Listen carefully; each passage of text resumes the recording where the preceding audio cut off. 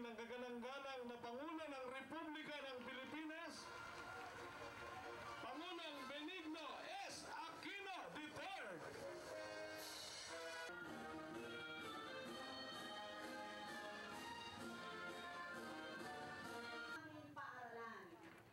Isa po lamang patuloy na mga pondo later at ito naman ho ay mapapadagdagan po natin in the future. And hopefully po, doon po na meron ho ang Andres Bonifacio Integrated School. Kaya ho, Mr. President, dito ho sa Mandaluyong ay buong ating mahal na Pangulo, Benigno S. Aquino III, siyempre, isang proyekto po ng ating masanas sa pakikipag-ugnayan sa ating mahal na Mayor, Benhar Abalos.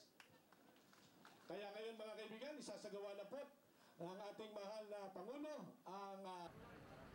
mga kaibigan, ang ating pong mahal na Pangulo, Benigno S. Aquino III, kasama po ang ating mahal na Congressman, Neftali Boyet Gonzales, mahal na Mayor Benhar Abalos, at ito po mga kaibigan ay kanilang binigyan ng blessing para umpisahan na ang natatanging proyekto dito sa Addition Hills, ang extension ng Andres Bonifacio Integrated School, 4-story, 40-class building, hatid sa atin ang ating mahal na pamahalaan para sa lungsod ng Mandaluyong at para sa mga taga Addition Hills.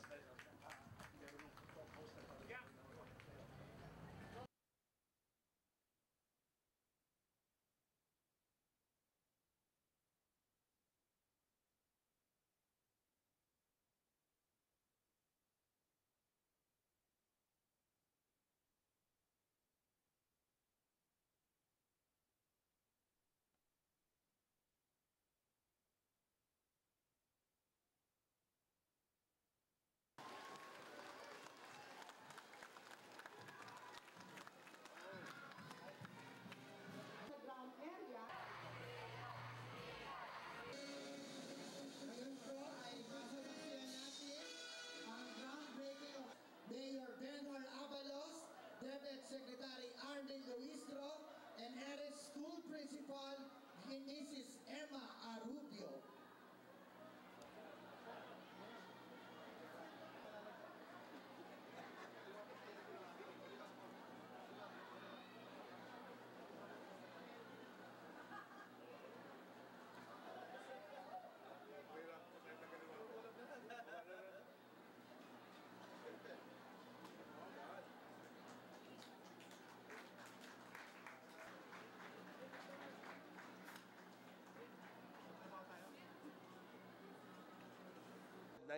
classrooms at 31 guro sa kindergarten.